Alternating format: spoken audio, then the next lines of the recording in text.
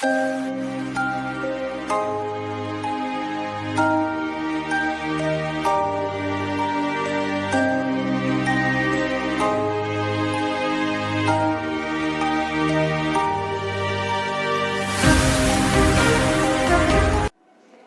Morning students, SKG AVM online classes में आपका स्वागत है।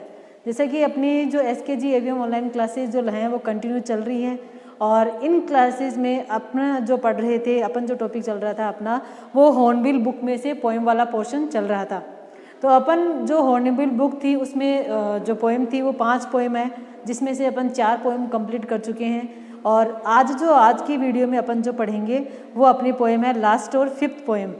और उस जो पोएम है उसका टाइटल है फादर टू सन। इस पोएम के अंदर अपन जो फादर अपने बेटे को लेकर के क्या एक्सपेक्ट करता है इस चीज़ के बारे में डिस्कस करेंगे, उसकी क्या फीलिंग्स रहती है इसके बारे में अपन डिस्कस करेंगे। तो इस पोएम को जो कंपोज किया गया है, लिखा गया है एलिजाबेथ जेनिंग्स के द्वारा, जो पोइटेस है। तो इसमें जो पोइटेस है एलिजाबेथ ने, उन्होंने इस पोएम के अंदर एक फादर के पॉइंट ऑफ व्यू को बताया है, यानी वो अपने बेटे को लेकर के क्या सोचता है, क्या फील करता है, वो दुखी है, किस तरीके से है। तो इस चीज़ को जो फादर वो फील करता है तो उसके बारे में पोइटेस ने बताया है। तो ये पोएम हो गई फादर को अपने बेटे के लिए, यानी फादर ने अपने बेटे से क्या क्या चाहते हैं, वो क्या एक्सपेक्ट करते हैं, इसके लिए पोएम लिखी गई है। तो इसमें जो अपना टाइटल है फादर टू सन, यानी फादर की तरफ से बेटे को। तो अपन इसमें इस पोएम के जो 2 स्टेंजा पढ़ेंगे उसके पहले अपन थोड़ा सा जान लेते हैं कि इस पोएम की थीम क्या है, यानी इस पोएम के अंदर क्या क्या बताया गया है। तो पहला तो है कि इस पोएम में जो थीम है वो जनरेशन गैप की है। जनरेशन गैप जो आजकल अपनी यूनिवर्सल प्रॉब्लम बनी हुई है, यानी अपन किसी भी घर में देखते हैं तो फादर और बेटे के बीच में जो गैप है, जो उनके बीच में कम्युनिकेशन है, वो लगातार कम होता जा रहा है। तो ये जो जनरेशन गैप जो चल रहा है, जो यूनिवर्सल प्रॉब्लम चल रही है, वो एक तो मेन कारण हो गया, उसका मेन रीजन हो गया कि जो लैक ऑफ कम्युनिकेशन, यानी फादर और बेटे के बीच में कम्युनिकेशन का अभाव रहता है। वो बैठ कर के अपनी बातों को शेयर नहीं करते हैं, ना ही फादर अपने बेटे को इतना समय दे पाता है और ना ही बेटा जो है वो अपने जो फ्रेंड सर्किल के साथ ज़्यादा रहता है, वो अपने पिता के साथ ज़्यादा समय जो स्पेंड करना नहीं चाहता है। तो इसमें जो जनरेशन गैप बताया है वो तो लैक ऑफ कम्युनिकेशन की वजह से हो गया। दूसरा हो गया कि जो फादर और जो बेटा है उन दोनों के जो व्यूज़ हैं, जो आइडियाज़ हैं, चेंज होते हैं, यानी उनके दोनों में कुछ डिफरेंस मिलता है। तो इसकी वजह से फादर और बेटे के बीच में डिस्टेंस आ जाती है। दूसरी चीज़ बताई कि इस पोएम के अंदर जो फादर है उसके इंटरनल कॉन्फ्लिक्ट को बताया गया है। कॉन्फ्लिक्ट मीन्स जो इंटरनल जो एक द्वंद्व चलता रहता है, युद्ध सा चलता रहता है। तो इसके अंदर फादर के इंटरनल कॉन्फ्लिक्ट को बताया गया है। और वो इंटरनल कॉन्फ्लिक्ट किस वजह से आता है, क्योंकि जैसे जैसे उसका बेटा बड़ा होता है तो उसके व्यूज़, उसके आइडियाज़, उसके परसेप्शन वो चेंज हो जाते हैं। वो उसके अपने फादर की जनरेशन के अकॉर्डिंग नहीं रहते हैं, उसकी लाइफ स्टाइल में चेंज हो जाता है, जिसकी वजह से उसके आइडियाज़ चेंज होते हैं। तो इसकी वजह से अपने बेटे को लेकर के, उसके आइडियाज़ को लेकर के जो फादर है उसके मन में कॉन्फ्लिक्ट चलता रहता है। और साथ ही इस पोएम में ये भी बताया गया है कि किस तरीके से फादर है वो अपने आप को हेल्पलेस महसूस करता है। और हेल्पलेस इसलिए महसूस करता है क्योंकि वह अपने बेटे की जो इमोशनल ग्रोथ जो हो रही है, यानी जो बेटा उसका बड़ा हो रहा है तो उसकी इमोशनल फीलिंग्स हो, उसके आइडियाज़ को है जो फादर है वो समझ नहीं पाता है। और साथ ही साथ फादर अपने बेटे से क्या एक्सपेक्ट करता है वो इस पोएम के अंदर बताया गया है। तो ये तो था अपन ने पोएम के बारे में थोड़ा सा पढ़ा। अब अपन पोएम स्टार्ट करते हैं। तो इसके 2 स्टेंजा है वो यहाँ लिखे हुए हैं। तो अपन पहला स्टेंजा पढ़ते हैं। तो पहला स्टेंजा हो गया कि I don't understand this child. अब अपन को जो दिस वर्ड लिखा गया है, दिस किसके लिए आ गया, इस चाइल्ड का प्रोनाउन बता दिया।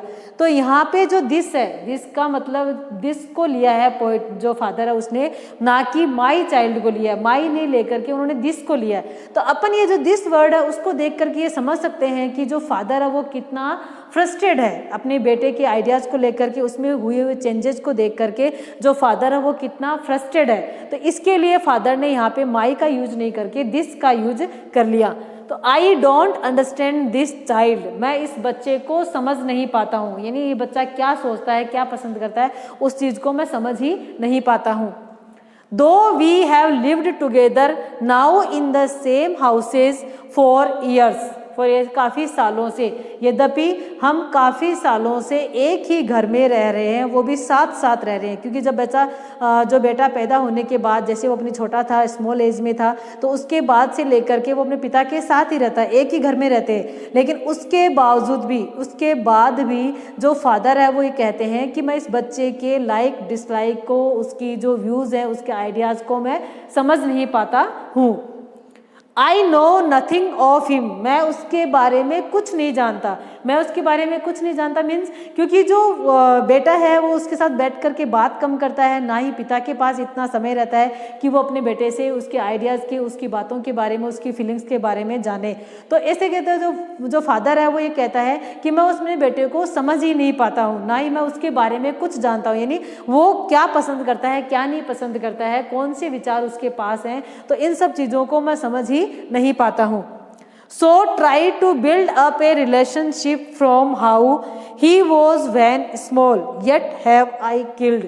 अब इसमें पोइट कहता है कि जब मेरा बेटा छोटा था, जब मेरा जो बेटा था वो स्मॉल एज में था, तो उस समय उसकी जो लाइक्स डिसलाइक थी, उसके आइडियाज़ थी, उसके जो थॉट्स थे, उनके बारे में मुझे सब पता होता था, यानी वो सारी बातें मुझे बताता था। लेकिन जो अब जैसे जैसे जो बेटा है वो बड़ा हो गया है, तो उसके विचारों में चेंजेज हो गए हैं, उसके आइडियाज चेंज हो गए, उसकी परसेप्शन चेंज हो गई है, उसका लाइफ स्टाइल चेंज हो गया है, जिसकी वजह से मैं अपने बेटे को पहचान ही नहीं पाता हूँ, ना ही मैं उसके बारे में कुछ जान पाता हूँ। लेकिन फिर भी जो पोइट है वो यहाँ पे ये एक्सप्रेस करता है कि मैं अपने बेटे के साथ उसी रिलेशनशिप को वापस बनाना चाहता हूँ जो रिलेशनशिप मेरा बेटा छोटा था उस समय उसके साथ था, यानी जो रिलेशनशिप मेरे छोटे बच्चे के साथ मेरा था, उसी रिलेशनशिप को मैं वापस से बिल्डअप करना चाहता हूँ। ये पोइट यहाँ पे एक्सप्रेस करता है, वो पोइट उस फील करता है, क्योंकि वो अंदर ही अंदर दुखी है, वो अपने बेटे से प्यार करता है और इसीलिए वो उसी रिलेशनशिप को वापस बनाना चाहता है। तो ये तो था अपना पहला स्टेंजा। इसके बाद में अपन पढ़ते हैं second stanza. The seed I spent और सोन इट वेयर, सीड मीन्स बीज, स्पेंट यानी बिताया, शोन यानी उगाया। अब यहाँ पे जो सीड बीज ले लिया है वर्ड यहाँ पे, तो पोइट कहता है कि जो बीज मैंने उगाया था, जहाँ मैंने जो बीज उगाया था। अब यहाँ पोइट के कहने का मतलब क्या है, यानी जो फादर है वो ये कहना चाहता है कि जो बीज यानी हार्ड वर्क के लिए आ गया, यहाँ पे जो फादर ने हार्ड वर्क किया था, जो टाइम था उसका अपने बेटे के लिए जो हार्ड वर्क किया था, अपने बेटे को जो उसने समय दिया था, उस हार्ड वर्क के लिए यहाँ पे सीड का वर्ड यूज कर लिया। तो सीड मीन्स हो गया यहाँ पे हार्ड वर्क। तो द सीड आई स्पेंट, जिस हार्ड वर्क के लिए मैंने अपना समय बिताया था, जिस हार्ड वर्क को करने में मैंने अपना टाइम स्पेंड किया था, और शॉन इट वेयर, और जिस सीड को मैंने जहाँ उगाया था, यानी जिस ज़मीन पे मैंने उस सीड को उगाया था और जिस सीड को बढ़ाया, यानी मैं जैसे चाहता था कि मैं जिस सीड को उगा रहा हूँ और जिस ज़मीन पे उगा रहा हूँ, तो वो सीड भी मेरा ही है और वो ज़मीन भी मेरी है। ये सोच करके मैंने हार्ड वर्क किया था, उस ज़मीन को, उस बीज को मैंने अपने समय दिया था। The land is his and none of mine, लेकिन बाद में जो फादर है वो ये फील करता है कि जो हार्डवर्क मैंने अपने बेटे के लिए किया था, जो समय मैंने उसके दिया था, यानी उसका अच्छे से ब्रॉटअप करने के लिए, उसका पालन पोषण करने के लिए जो मैंने समय दिया था, जो हार्डवर्क किया था, वास्तव में वो ज़मीन मेरी थी ही नहीं। यानी जिस ज़मीन पे मैंने हार्डवर्क किया था, जिस समय मैंने जो हार्डवर्क किया था, जिस बीज ज़मीन पे मैंने जो बीज उगाया था, वास्तव में वो ज़मीन मेरी थी ही नहीं। एंड नन ऑफ माइन, वो मेरी नहीं थी बल्कि किसकी हो गई, वो तो मेरे बेटे की हो गई। यहाँ पे हिज जो वर्ड है वो सन को इंडिकेट कर रहा है कि वो ज़मीन किसकी थी, वो ज़मीन मेरे बेटे की, वास्तव में मेरे बेटे की थी, वो ज़मीन मेरी नहीं थी। वी स्पीक लाइक स्ट्रेंजर, अब जो फादर है वो ये फील करता है, यानी ग्रीफ है, उसके अंदर एक दुख है कि आज हम जो फादर और जो बेटे हैं आपस में वो किस तरीके से बात करते हैं, स्ट्रेंजर की तरह, अजनबियों से की तरह बात करते हैं। जिस तरह अचानक हम किसी अजनबी से मिलते हैं, हम किसी अजनबी से मिलते हैं तो हम उससे बहुत कम बात करते हैं, तो भी एक या दो बात पूछकर हम उससे रह जाते हैं। तो जिस हम दोनों हैं, फादर और सन जो है आपस में अजनबियों की तरह बात करते हैं। There is no sign of understanding in the air, air means हो गया यहाँ पे माहौल, माहौल यानी फादर और सन की रिलेशनशिप वाला जो माहौल है, जो सराउंडेड है उसका, जो चारों तरफ का एटमॉस्फेयर है उनके रिलेशनशिप को लेकर के, तो उसके लिए आ गया air. There is no sign, sign means संकेत, यानी यहाँ पे हमारा जो रिलेशनशिप है, फादर और सन का जो रिलेशनशिप है, उस रिलेशनशिप में अंडरस्टैंडिंग वाली जैसी कोई बात नहीं है। यानी हम दोनों के बीच में हमारी जो अंडरस्टैंडिंग है वो मैच ही नहीं करती है।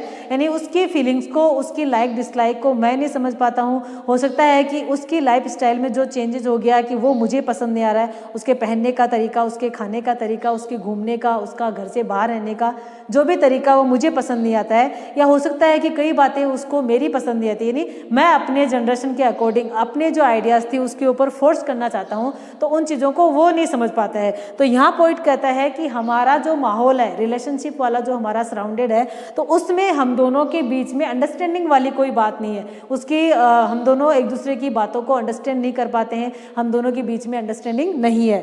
This child is built to my design. My design का मतलब हो गया यहाँ पे physical appearance, physical appearance. Physical appearance का मीन्स हो गया शारीरिक रूप से, बाहर से हम कैसे दिखते हैं, हमारा फिजिकल जो है वो शरीर हमारा कैसा है। तो this side is built to my design. अब जो फादर है वो कहता है कि ये जो बच्चा है, यानी जो मेरा बेटा है, वो फिजिकली तो मेरे जैसा है, यानी कद काठी में, हाइट में, उनमें सब में मेरे जैसा है, दिखने में मेरे जैसा है, तो उसका जो फिजिकल अपीयरेंस है वो तो बिल्कुल मेरे जैसा है, वो मेरे रिजेंबल है। But yet what he loves I can not share. लेकिन फिर भी जो वो चाहता है, जो वो लाइक करता है, जो उसके आइडियाज़ हैं, जो उसके परसेप्शन है, आज वो उन्हीं आइडियाज़ को मेरे साथ शेयर नहीं कर सकता है। और ये क्यों नहीं कर सकता है? क्योंकि हम लोगों के बीच में जो जनरेशन गैप आ गया है, जो लैक ऑफ कम्युनिकेशन हुआ है, जो चेंजेज हुए हैं आइडियाज़ के, व्यूज़ के और परसेप्शन के, उनकी वजह से। तो जैसे जैसे जनरेशन बढ़ती जाती है वैसे वैसे जो लाइफ स्टाइल में चेंजेस हो जाता है, तो जो उनके थॉट्स हैं, जो बेटे के थॉट्स हैं, उनमें भी चेंज हो जाता है, जिसकी वजह से वो अपने विचारों को अपने फादर के साथ शेयर नहीं कर पाता है। क्योंकि फादर जो है वो अपने ही विचारों को मानकर चलने वाले होते हैं, वो नए विचारों को एक्सेप्ट करने वाले नहीं होते हैं। तो यहाँ पे जो फादर है वो ये कहता है कि दिखने में तो मेरा बेटा बिल्कुल मेरा जैसा है, लेकिन वो अपनी पसंद नापसंद को, अपने विचारों को मेरे साथ शेयर नहीं कर सकता है। और क्यों नहीं कर सकता है? क्योंकि हम दोनों के रिलेशन में जो डिस्टेंस आ गया है, जो एक जनरेशन गैप हम दोनों के बीच में हो गया है, उसकी वजह से वो अपने पसंद नापसंद को, अपने आइडियाज़ को मेरे साथ शेयर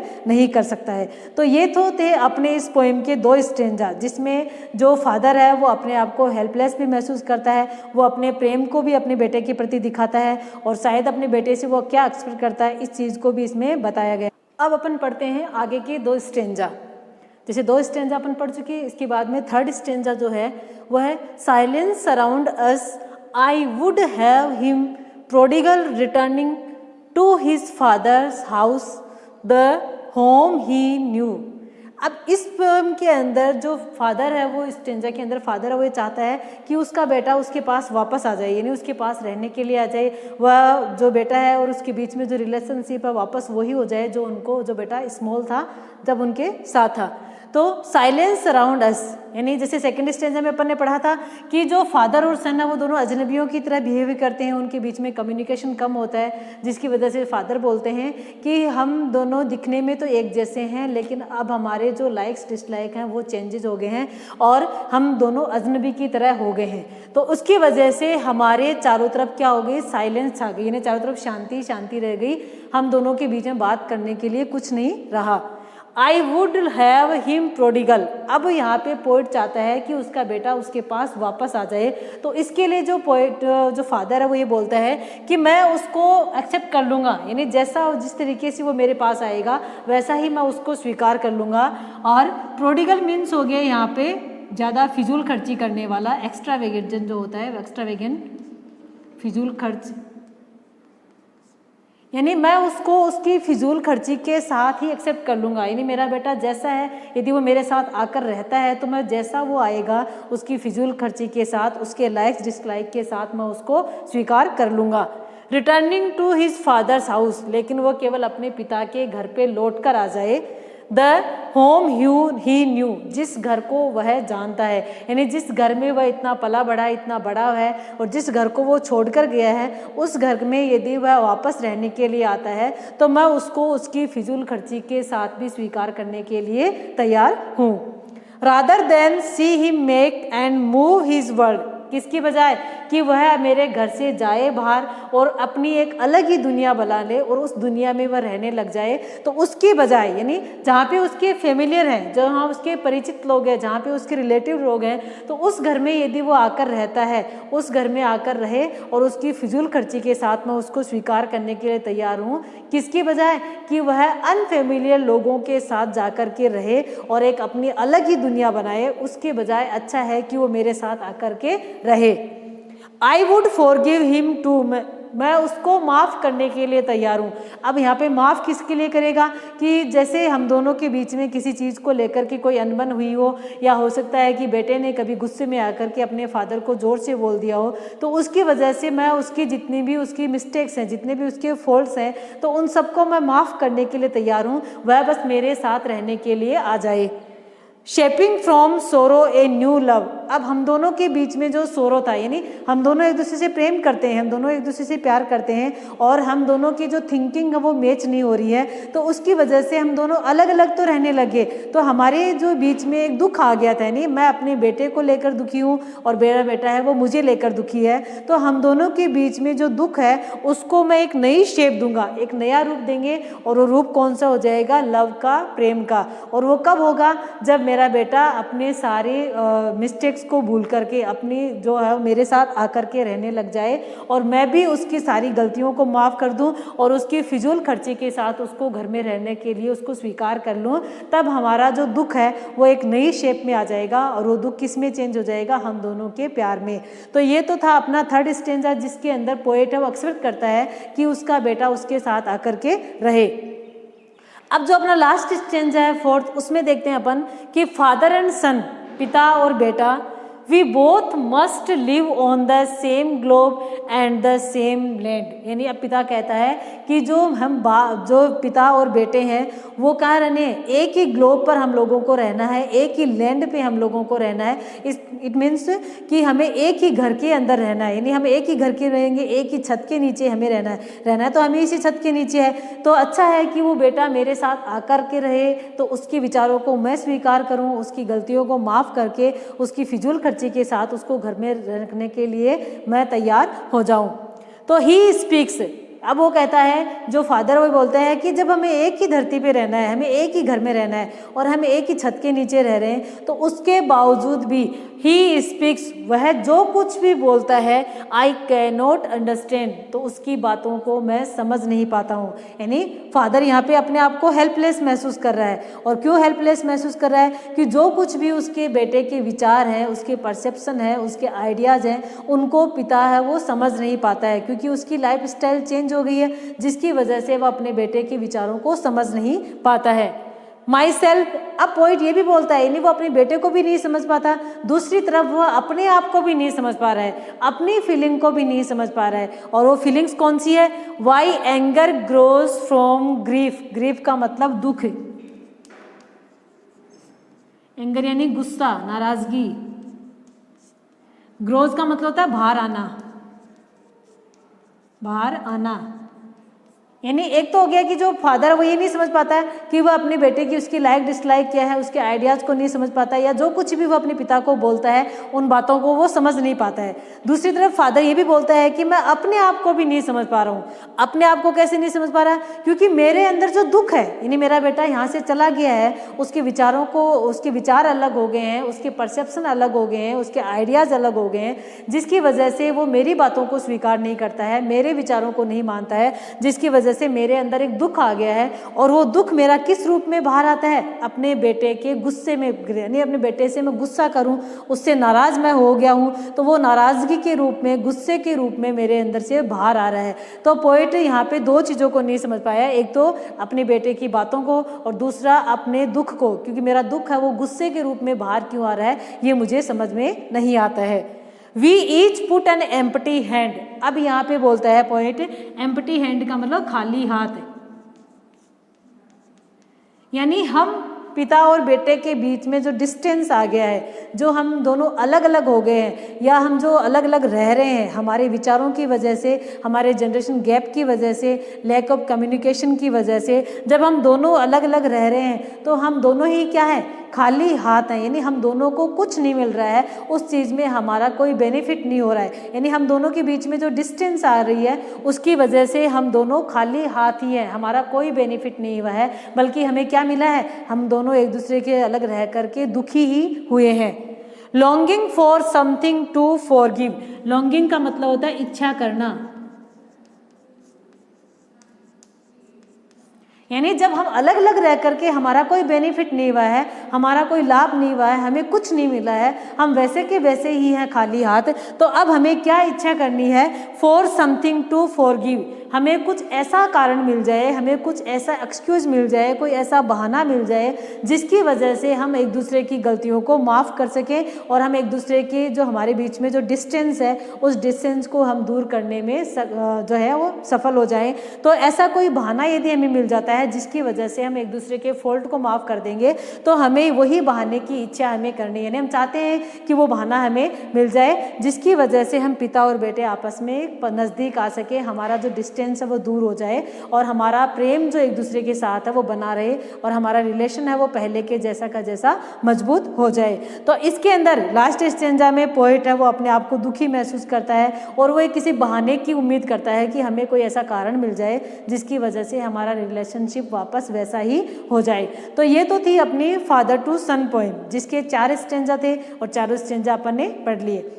अब इसमें जो मेन क्वेश्चन पुट होते हैं वो क्वेश्चन कौन सा हो गया कि एक तो फादर है वो अपने आप को इसमें हेल्पलेस क्यों फील करता है, यानी अपने आप को ऐसा ही क्यों महसूस करता है। दूसरा है कि जो यूनिवर्सल अपील इसमें बताई गई है, तो जो पोएट है उसने जनरेशन गैप को एक यूनिवर्सल प्रॉब्लम के रूप में कैसे डिस्क्राइब किया है कि किस तरीके से आज वो यूनिवर्सल प्रॉब्लम बनी हुई है। तो ये दो क्वेश्चन इसमें बनते हैं और इसके बाद में तीसरा क्वेश्चन जो इसमें पुट होता है वो ये होता है कि लास्ट में जो पोएट फादर है वो अपने बेटे के साथ रहने के लिए तैयार है, तो वो किन किन चीज़ों को स्वीकार करता है, किन किन चीज़ों के साथ उसको स्वीकार करने के लिए तैयार रहता है। तो ये 2-3 क्वेश्चन जो इसमें एडिशनल टाइप क्वेश्चन बनते हैं। तो इसमें ये तो थी अपनी लास्ट पोएम, हॉर्नबिल बुक की लास्ट और जो 5th पोएम। तो अपना जो पोएम वाला पोर्शन अब कंप्लीट हो चुका है। उसके बाद अब अपन स्टार्ट करेंगे चैप्टर, यानी अपन फर्स्ट चैप्टर से स्टार्ट करेंगे। तो तब तक के लिए मैं चाहती हूँ कि आप जो 5 पोएम मैंने आप लोगों को पढ़ाई हैं उन पोएम्स को अच्छे से पढ़ो और उनके क्वेश्चन भी शायद मैंने हर एक पोएम के बाद में आपको 2 या 3 क्वेश्चन ऐसे बताए हैं कि आप उन क्वेश्चन को यदि फाइंड आउट करते हो तो आपके ऑलमोस्ट क्वेश्चन अटेम्प्ट हो जाते हैं। तब इनको पढ़ने की कोशिश करना और उनके क्वेश्चन आंसर को फाइंड आउट करना। Thank you.